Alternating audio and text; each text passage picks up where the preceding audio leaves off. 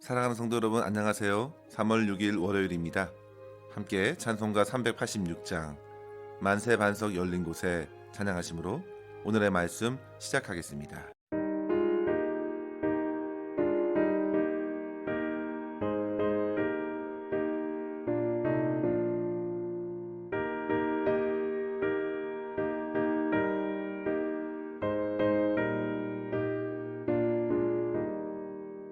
만세 반석 열린 곳에 내가 숨어 있으니 원수 마귀 손 못 대고 환난 풍파 없도다. 만세 반석 열린 곳에 내가 편히 쉬리니 나의 반석 구주 예수 나를 숨겨주소서. 죄에 매여 죽은 인생 편히 쉬기 바라니 주의 가슴 넓은 품에 내가 찾아 안기네. 만세 반석 열린 곳에 내가 편히 쉬리니 나의 반석 구주 예수 나를 숨겨주소서.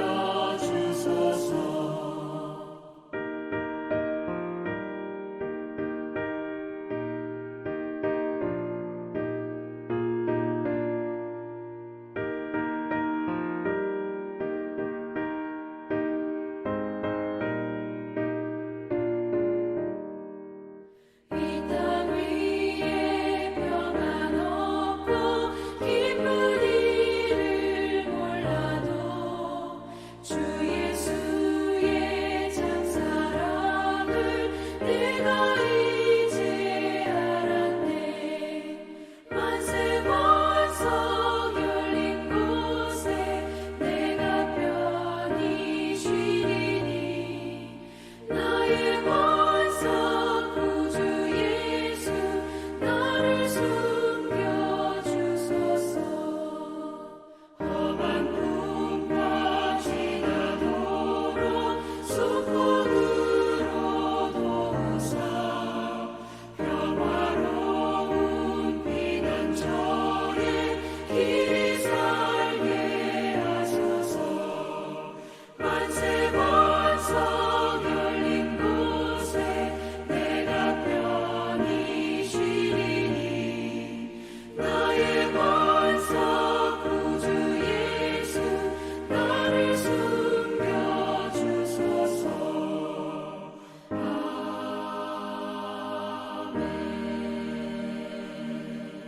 아멘. 이 시간 함께 나눌 말씀은 사무엘상 19장 18절에서 24절입니다.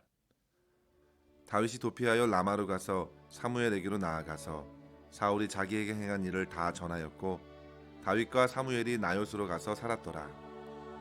어떤 사람이 사울에게 전하여 이르되 다윗이 라마 나요스에 있더이다 하매 사울이 다윗을 잡으러 전령들을 보냈더니 그들이 선지자 무리가 예언하는 것과 사무엘이 그들의 수령으로 선 것을 볼 때에 하나님의 영이 사울의 전령들에게 임하매 그들도 예언을 한지라. 어떤 사람이 그것을 사울에게 알림해 사울이 다른 전령들을 보냈더니 그들도 예언을 했으므로 사울이 세 번째 다시 전령들을 보냈더니 그들도 예언을 한지라. 이에 사울도 라마로 가서 세구에 있는 큰 우물에 도착하여 물어 이르되 사무엘과 다윗이 어디 있느냐. 어떤 사람이 이르되 라마 나요스에 있나이다. 사울이 라마 나요스로 가니라. 하나님이 영이 그에게도 임하시니 그가 라마 나요스에 이르기까지 걸어가며 예언을 하였으며 그가 또 그의 옷을 벗고 사무엘 앞에서 예언을 하며 하루 밤낮을 벗은 몸으로 누웠더라.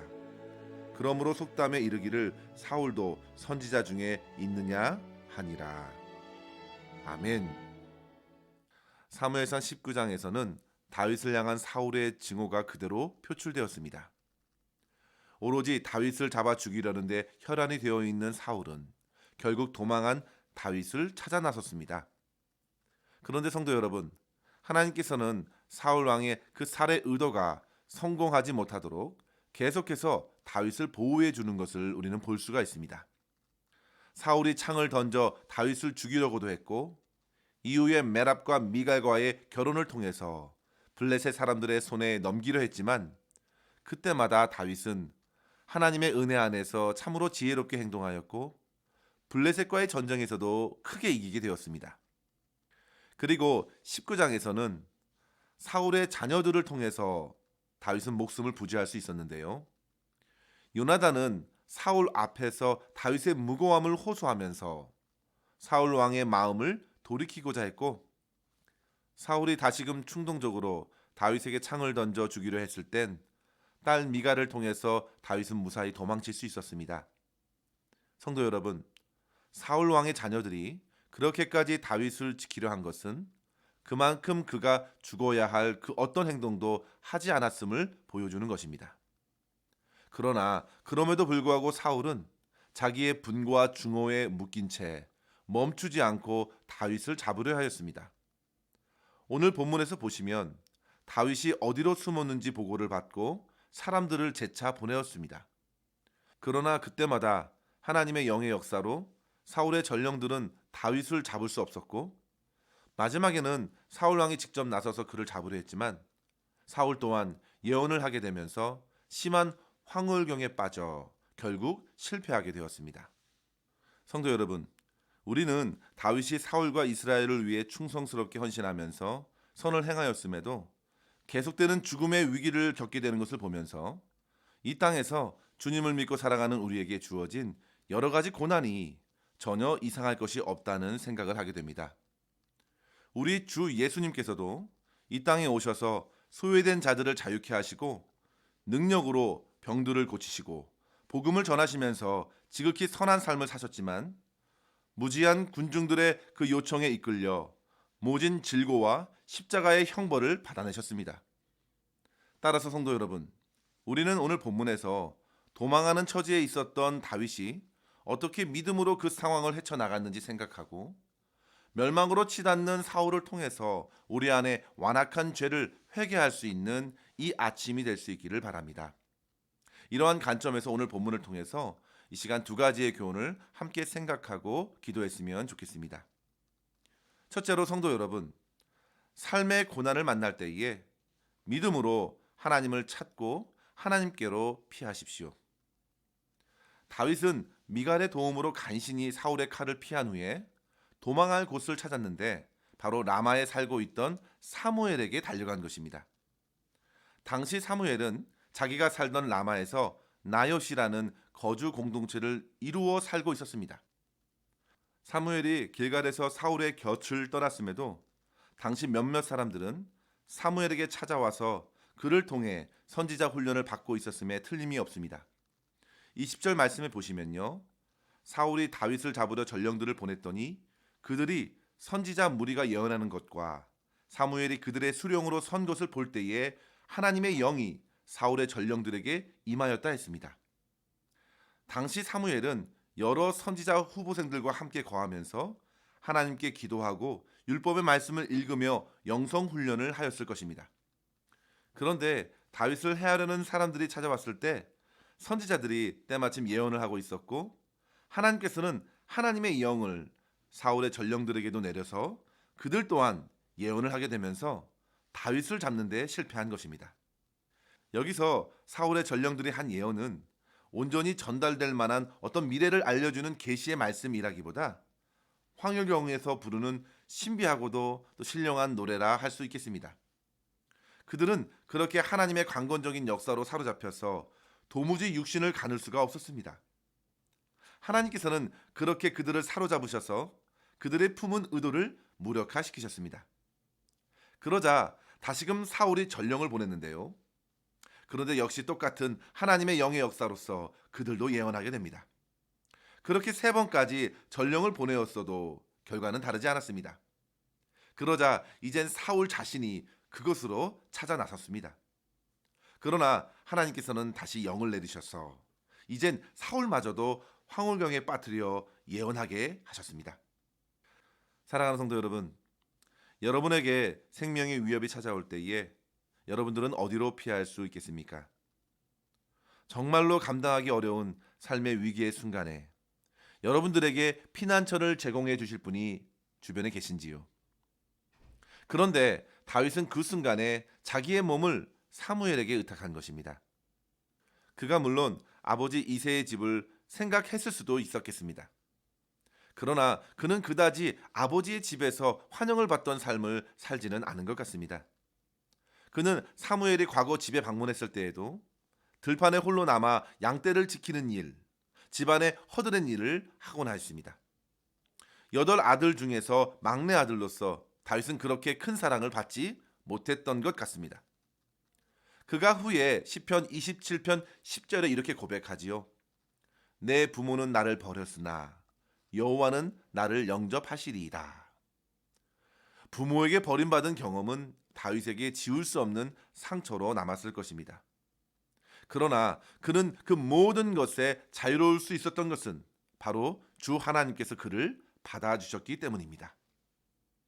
성도 여러분, 세상의 그 어디에서도 주님보다 안전한 곳은 없습니다. 다윗은 그렇게 당시의 영적인 지도자 사무엘에게 찾아가 도움을 요청한 것입니다. 그러자 하나님께서 성령으로 역사를 일으키셔서 하나님의 초자연적인 방법으로 사울의 전령들을 꼼짝 못하게 하신 것입니다. 성도 여러분, 우리의 고난의 인생에 하나님께서 힘이 되시고 하나님께서 보호자가 되시면 얼마나 기쁘시겠습니까? 다윗은 수없이 많은 어려움을 만날 때마다 시와 노래로 그렇게 고백했습니다. 시편 34편 6절에 보시면요. 너희는 여호와의 선하심을 맛보아 할지어다.